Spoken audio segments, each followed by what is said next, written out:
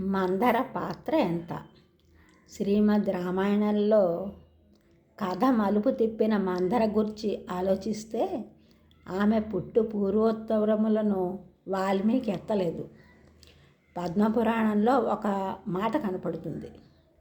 మందరా నామ కార్యార్థ మప్సరా ప్రేషిత సురై దాసికా సా చ కైకేయ్యే దత్త కేకయ భృత.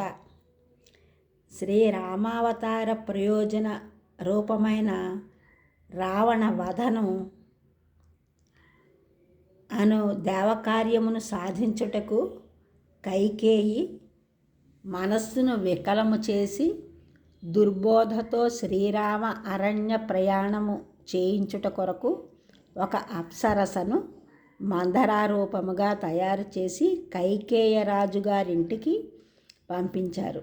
కైకేయికి బాల్యము నుండి దాసిగా ఉండి స్వతంత్రముగా మాట్లాడగల శక్తిని మందర సంపాదించింది. మందర కోరుకున్నది దేవతలు పంపించినది భరత పట్టాభిషేకము కాదు. ఆ నెపమున రాముని అరణ్యమునకు సిద్ధము చేసి పంపడం.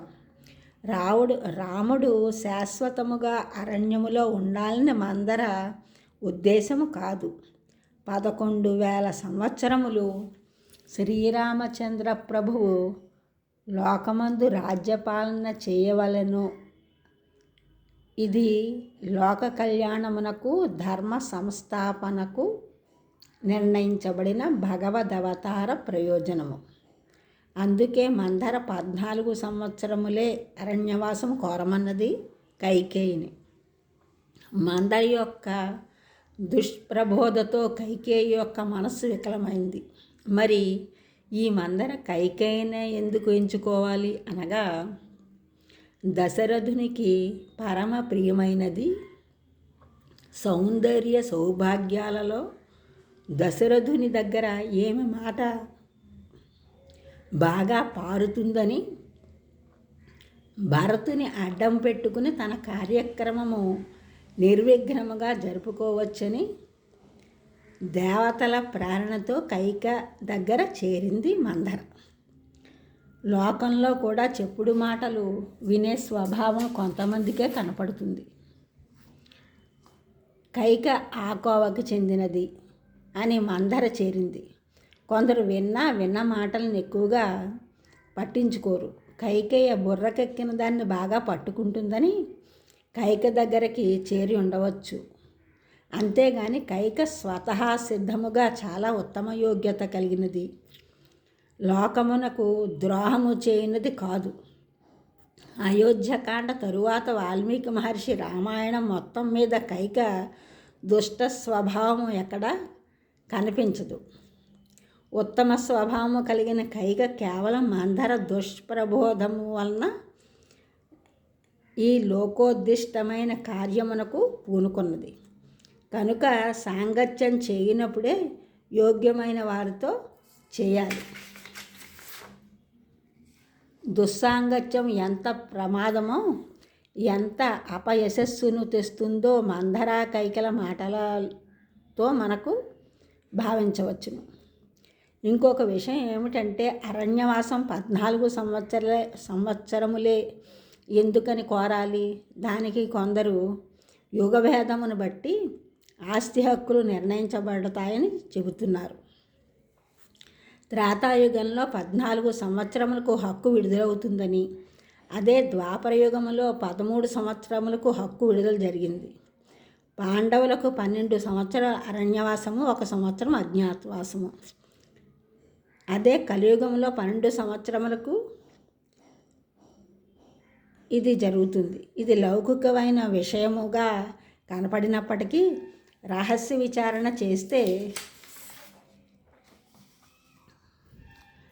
14 సంవత్సరములు దండకారణ్యము నందు ఋషి జన సంరక్షణమునకు, దుష్ట రాక్షస సంహారము, ధర్మస్థాపన కొరకు రామచంద్రమూర్తి అరణ్యవాసము చేయటం అవసరం.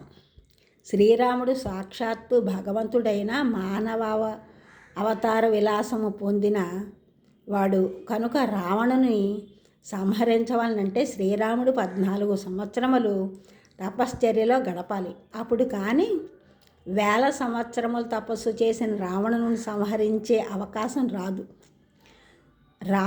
రావణుని సంహరించవాలంటే దానికి తగిన తపస్సు అవసరం.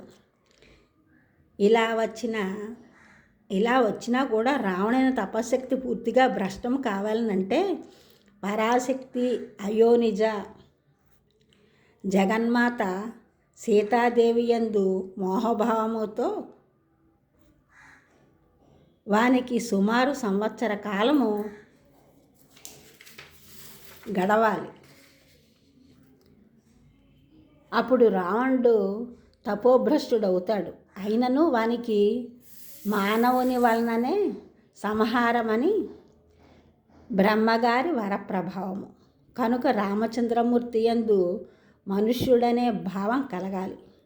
అందువలననే రామావతారము మనుష్య భావనను కలిగిస్తూ మానవ నటననే చూపిస్తుంది. దేవతా సభలో విష్ణుమూర్తి నా మాయామోహితుడై రావణుడు నన్ను మనుష్యుడిగానే భావించున్నట్లు నేను నటిస్తానని మాట ఇచ్చినాడు. ఇన్ని రహస్యములు శ్రీరామ వనవాసమునందు ముడిపడి ఉన్నవి. దేవతల ప్రేరణతో పంపబడిన మందర 14 సంవత్సరములు కైకకు రామారణ్యవాస ఉపదేశము చేయటంలోని ఆంతర్యం ఇదే. చిరకాలము భూ ప్రజలను ధర్మ మార్గ ప్రవృత్తులను చేయుటకై రామరాజ్య పాలన చాలా అవసరమై ఉన్నది. ఈ ఛానల్ చూసిన వారందరూ కూడా సబ్స్క్రైబ్ చేయండి, షేర్ చేయండి, లైక్ చేయండి, కామెంట్ చేయండి. సబ్స్క్రైబ్ చేసిన వారందరికీ కూడా కృతజ్ఞతలు. షేర్ చేసినారు, లైక్ చేసినారు, కామెంట్ చేసినారు, అందరికీ కూడా ధన్యవాదములు.